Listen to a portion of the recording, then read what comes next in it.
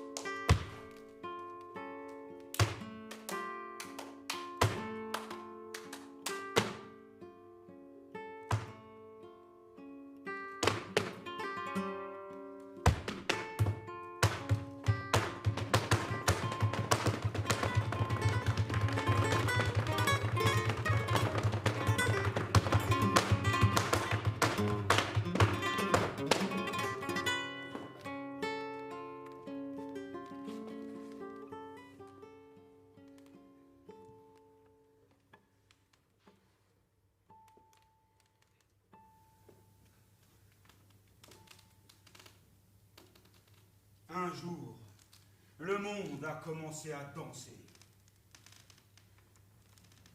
Et a commencé à gigoter en sautant d'un pied sur l'autre. Comme ça. Par pure folie. Il aimait tellement ça qu'il en a fait une chorégraphie bancale. Sans aucune harmonie. Sans réel talent.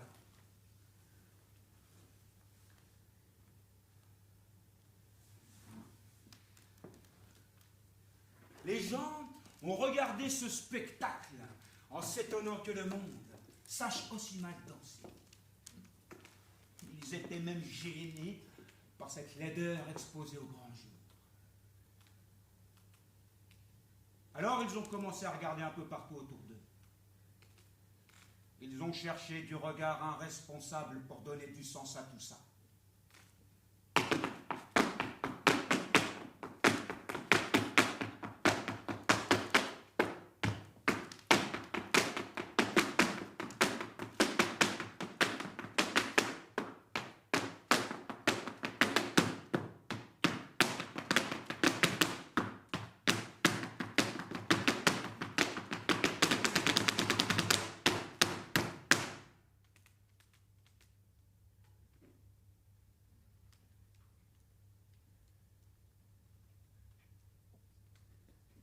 Dans un coin, pas très éclairé, ils ont trouvé des chaussures. Elles avaient comme un air de différent, un je ne sais quoi, de on ne connaît pas, c'est louche. Elles étaient donc parfaites pour jouer le rôle du coupable. en désignant du doigt ses chaussures. Ils ont hurlé qu'ils avaient trouvé l'origine de ce monde qui ne tournait plus rond. Les chaussures, un peu étonnées d'être l'objet de tant d'attention, se sont regardées. Elles ne comprenaient pas ce qu'il se jouait. Mais à force de voir des doigts tendus vers elles, elles ont pressenti qu'une nouvelle période s'ouvrait. Une période qui allait leur donner beaucoup moins de tranquillité. Et c'était plutôt un bon feeling, pour tout vous dire. Car chaque doigt, quand il pointait une chaussure, posait un soupçon. Et petit à petit, ces soupçons ont pris le pouvoir.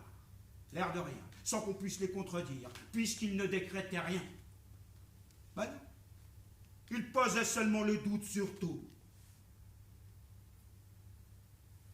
Bon, nous n'allons pas faire ici la liste exhaustive de ce que les soupçons ont soulevé.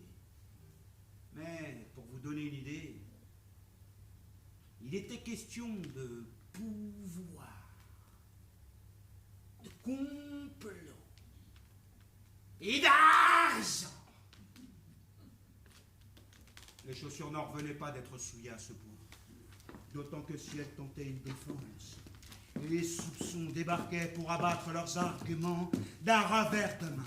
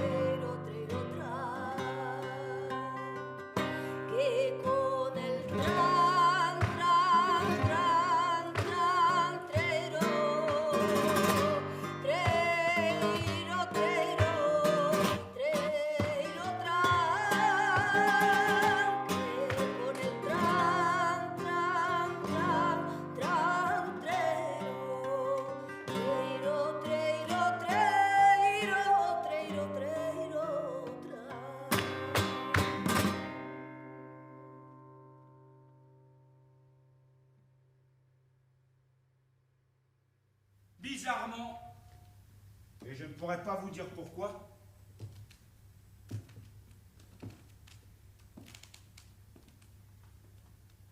les soupçons ont gagné en élégance en même temps qu'ils se répondaient. Oui, je sais, c'est étrange.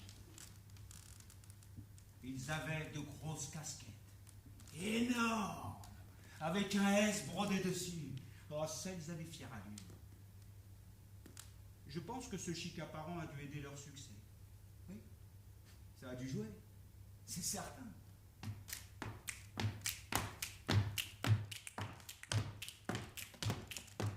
Ils ont commencé à signer des autographes, à avoir des groupies lorsqu'ils se déplaçaient. On voyait même Soupçon Forever inscrit partout sur les murs. C'était une vraie success story, je vous le dis.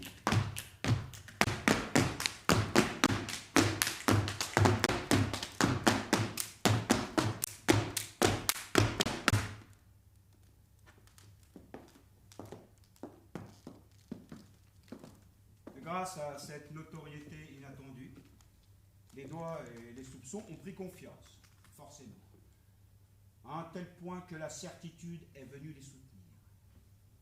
Ensemble, ils ont mis en place ce que l'on a appelé la dictature du soupçon. Une période sombre de notre histoire. Un peu oubliée, mais sombre. C'était un système très peu complexe qui reposait intégralement sur la conviction d'être responsable de rien et de trouver dans la différence le coupable idéal. simple, efficace. Mais j'illustre pour que ce soit clair. Le doigt montre une chaussure.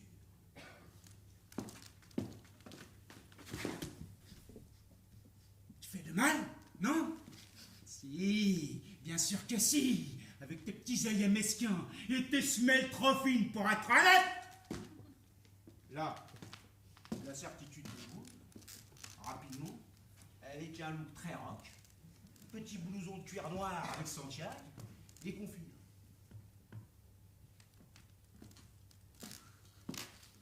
Si, c'est sûr. Il fait le mal. Finalement, les deux à l'unisson hurlent « Coupable !» Voilà, je vous l'avais dit, simple mais efficace. À l'époque, la certitude, surfant sur son triomphe et son alliance féconde, a même sorti un tube. C'est pour vous dire. Ça s'appelait « Ils ne sont pas comme nous ». Ça doit vous dire quelque chose. Ils ne sont pas comme nous. Ils ne sont pas comme nous. Ils ne sont pas comme nous. Ils ne sont pas comme nous.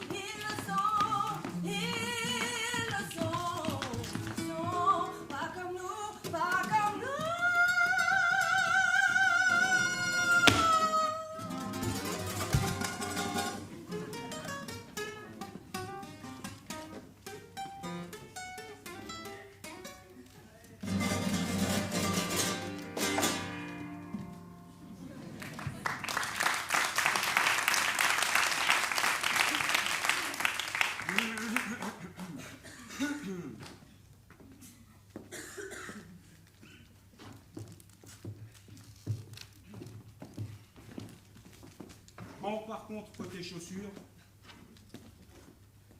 je vous cache pas que l'ambiance n'était pas à la rigolade. Ah, salon. Dur pour les chaussures. D'autant qu'elles étaient elles-mêmes toutes différentes. Il n'y avait pas d'unité chez elles. Les bottes côtoyaient les sandales, tout autant que les tennis ou les chaussons. Comme tout le monde, les chaussures avaient des avis, des places et des goûts différents. Elle comprenait d'autant moins les accusations qui les transformaient en un magma uniforme capable du pire. Eh oui, les soupçons les accusaient d'être toutes les mêmes, avec les mêmes défauts. Petit florilège pour illustrer. Voleuse! Fourbe! Rodine!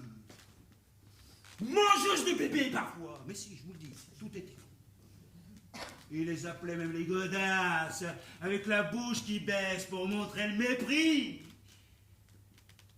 Non, c'est sûr, pour gagner cette guerre bruyante, les chaussures devaient changer de tactique. Leur alliance avec la vérité n'avait eu aucun effet sur l'ordre des choses. Et c'est à ce moment-là que l'inattendu bouscula le destin.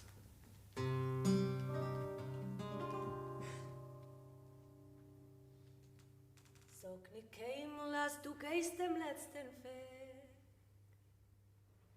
Himmeln bleiben, wer verstellen blaue Tag. Kommen weg nach uns, so ist Gebet schon. Es wird der Beut und unser Tod mir seinen Du. Kommen weg nach uns, so ist Gebet schon. Es wird der Beut und unser Tod mir seinen Du.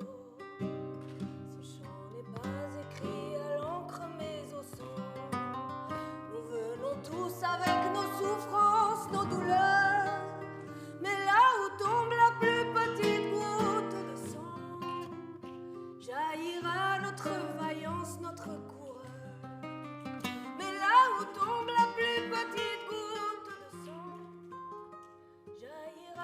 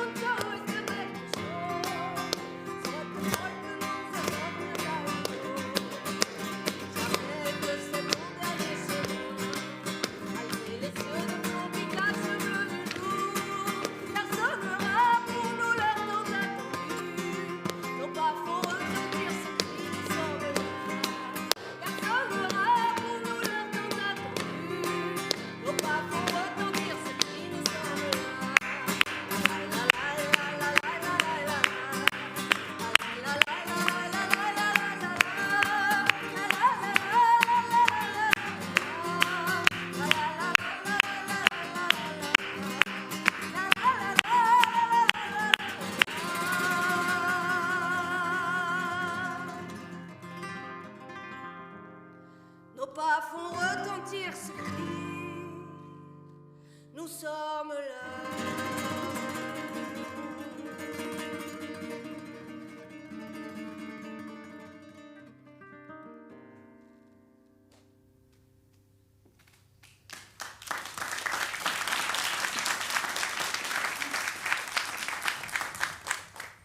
Lors d'une réunion un peu tardive, un peu longue et un peu de nuit, les chaussures débattaient de l'attitude à adopter pour se défendre. De dehors, on entendait un bruit sourd, comme une mélodie boiteuse. De dedans, on comprenait que la souffrance avait gagné les rangs. Bah oui, imaginez qu'on vous reproche d'être vous. C'est pas simple. Et ça enlève beaucoup d'arguments pour se défendre, non?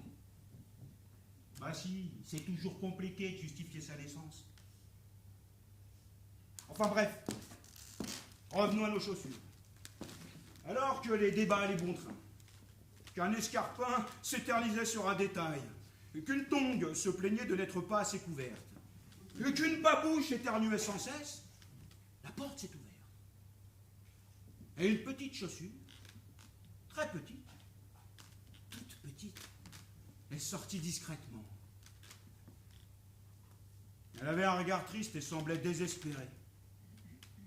À la lueur de la lune, on pouvait même voir une larme. Oh, elle n'est pas allée bien loin, non?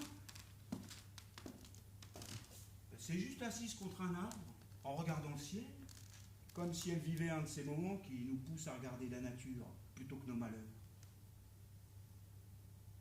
On devinait qu'elle faisait une sorte de bilan. Qu'elle faisait défiler dans sa tête les soupçons, la certitude, la vérité. Les doigts surtout.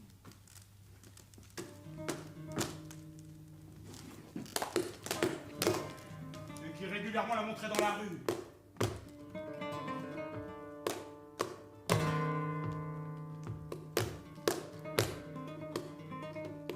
Dernièrement, ils avaient décidé de faire porter des lacets jaunes à toutes les chaussures pour qu'on les reconnaisse partout. Alors même que certaines chaussures n'avaient pas de lacets.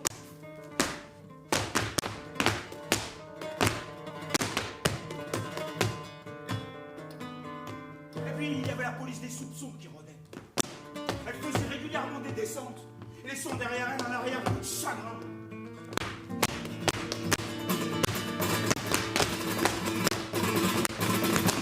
Il y avait aussi toutes ces chaussures qui disparaissaient, toutes ces lois qui venaient la liberté des chaussures, et ces regards tournés qui permettent à que tout cela se passe.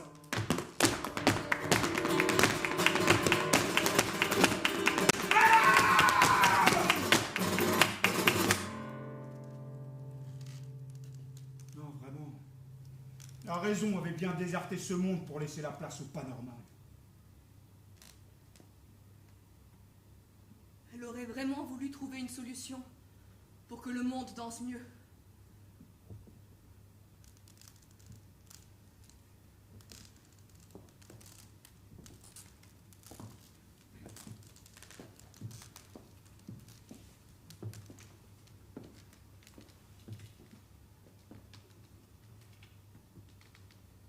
Jelem, jelem.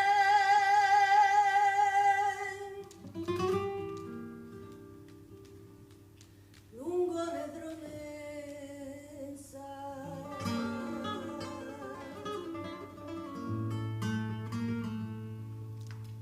Maladilem,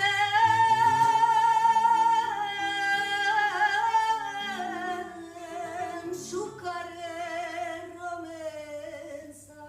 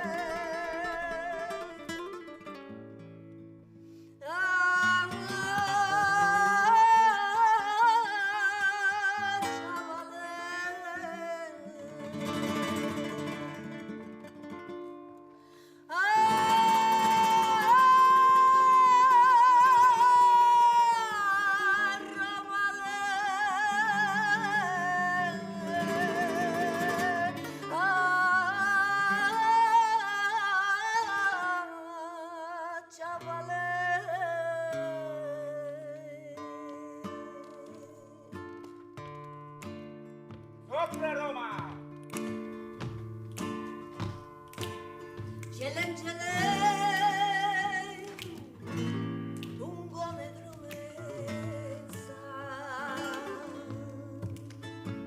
ma la di lei sciuccare romessa, c'è l'angele lungo medromessa, ma la di lei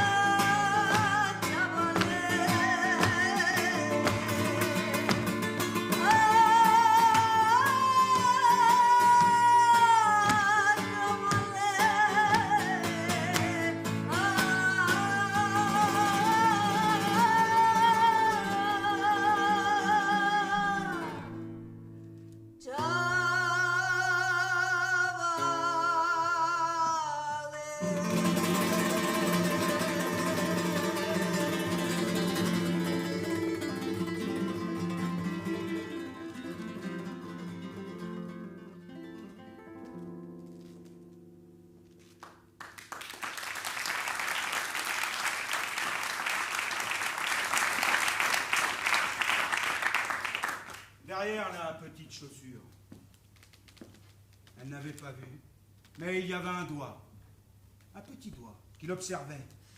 Il sentait bien le malheur dans la scène. Il s'approcha. La chaussure sursauta et eut le réflexe de partir en courant, mais le petit doigt l'arrêta. Elle avait peur, elle tremblait. Les lacets s'enroulaient autour de sa semelle pour se protéger, mais le petit doigt n'était pas comme les autres. Il lui dit d'ailleurs: je ne suis pas comme les autres. Même si cette phrase était faite pour rassurer, l'habitude faisait que la petite chaussure doutait de sa sincérité. Ah oui, par les temps qui couraient, ne pas être comme les autres était mal vu, voire illégal. Je t'assure, je ne suis pas un doigt qui pointe. Je suis de ceux qui parlent. Je ne suis pas d'accord avec ce qu'il se passe, mais je ne sais pas quoi faire pour changer les choses. Bon, je ne vous embêterai pas avec les détails de cette rencontre. Mais sachez que cette nuit-là, alors qu'une réunion se déroulait sous un toit, la lune a pu observer la naissance d'une amitié. Elle en a souri, comme moi quand j'y repense. Cette amitié a été le point de départ d'un tournant de notre histoire. C'est d'ailleurs ce que les historiens ont appelé le tournant. Car oui, un soir un peu décoloré par le malheur, l'exceptionnel est venu repeindre l'espoir.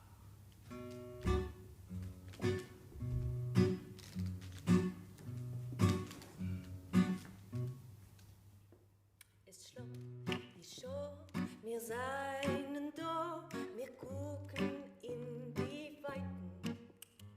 Es wird der Himmel wieder blau, es kommen neue Zeiten.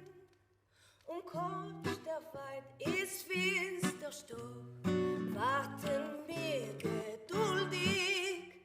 Es kommt der Tag, es schlagt die Show, dann fällt der was ist schön.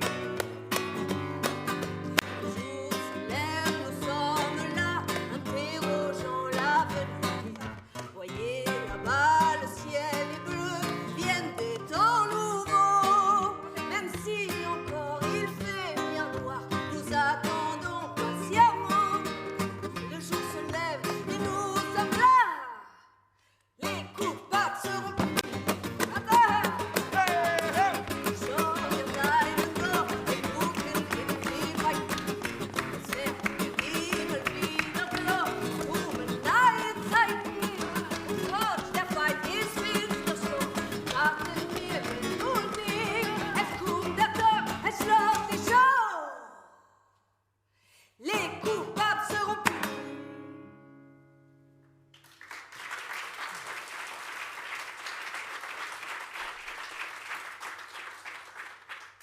Ce soir-là, le petit doigt et la petite chaussure sont intervenus pour mettre fin à cette discussion.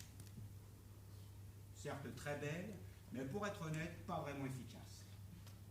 Alors, notre duo improbable a pris la parole. We have a dream.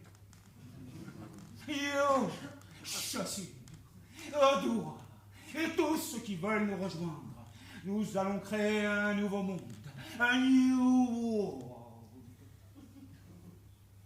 Silence. Un de ces silences qui annoncent une révolution.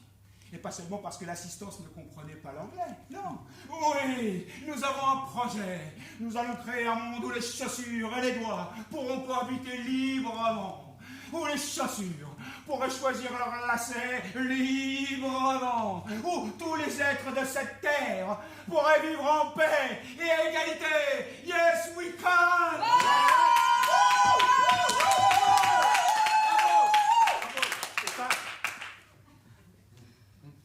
Les paroles un peu surprenantes de ce duo ont commencé à se répandre comme une rumeur.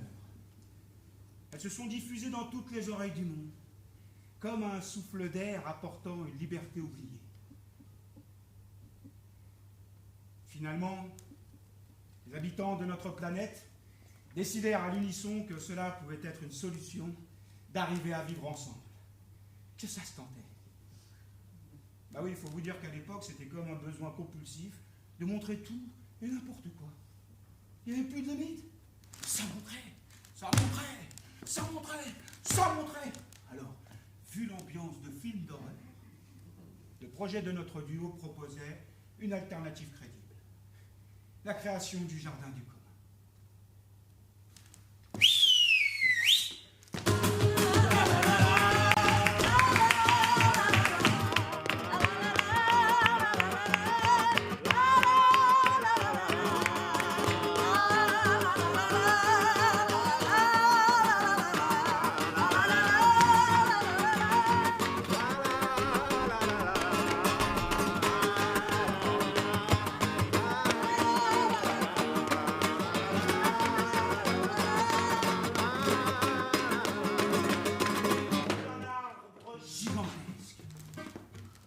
Capable de protéger tout le monde.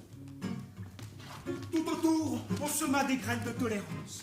Ensuite, on les arrosa de douceur. Très vite, la confiance a germé et la solidarité a fini par fleurir.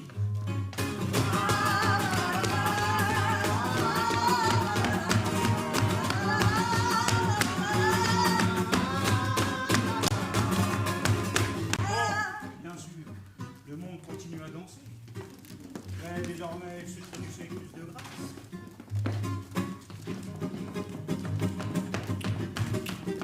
Ah, je peux vous dire que ça leur a donné la patate, ce jardin. C'était comme une joie retrouvée dans un coin un peu sombre, qu'on aurait dépoussiéré, pour qu'elle puisse défiler au grand jour, fière d'elle-même et du collectif. En même temps, c'est normal après ce qu'ils avaient vécu. C'est vrai. Ça abîme nos vies de mettre en quarantaine le beau.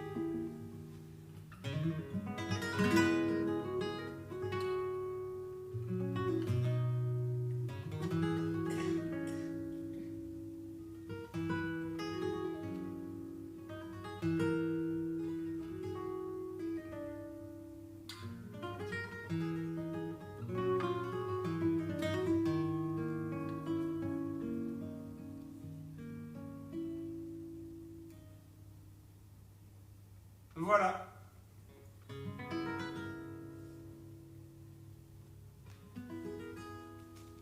connaissez désormais l'origine du jardin du commun.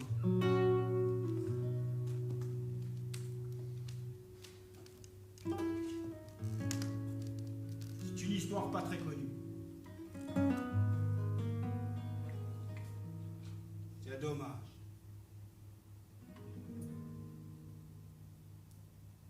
Je me dis que ça devait être sacrément chouette ce jardin qui a donné le premier rôle au respect.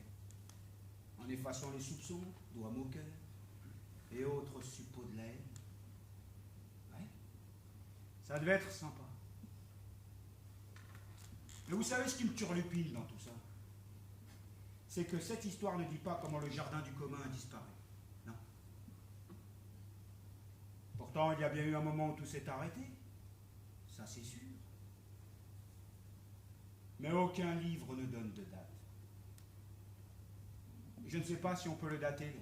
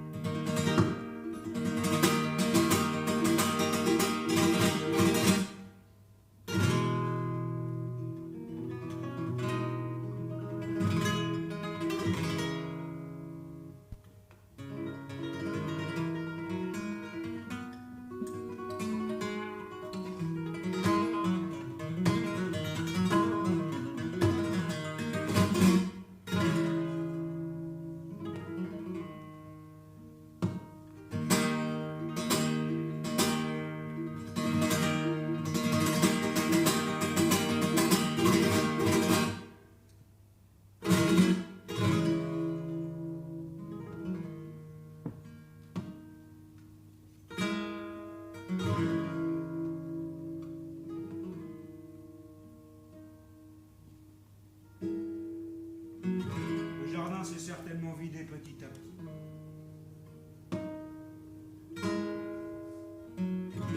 Comme une lente agonie. Jusqu'à devenir insalubre.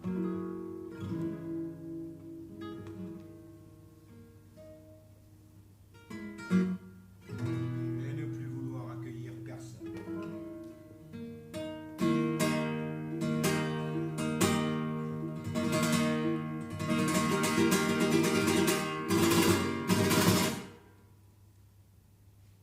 Certainement que les soupçons, toujours très stylés, sont venus régulièrement nourrir les prétentions des gens, à grands coups de tu veux plus, tu veux mieux, tu mérites, grignotant petit à petit le commun au profit du chacun.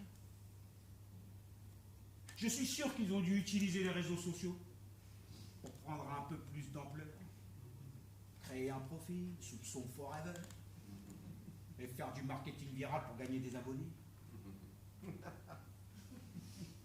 Ils ont certainement envoyé des espions aussi, déguisés en ordinaires, qui ont affamé les rêves en leur proposant la division comme seule issue, certifiant que le monde n'avait pas d'autre option que d'abolir la fraternité pour soutenir la peur. Ensuite, en se cachant derrière le réalisme, ils ont torturé les espoirs et utopies. Les derniers résistants, ceux qu'ils appelaient naïfs, ont dû reculer, parfois en trébuchant. La solidarité et l'égalité ont été vendues aux enchères. Personne n'a dû réagir. J'imagine. Ils ont juste laissé leurs soupirs résonner plus fort que les sanglots de la République.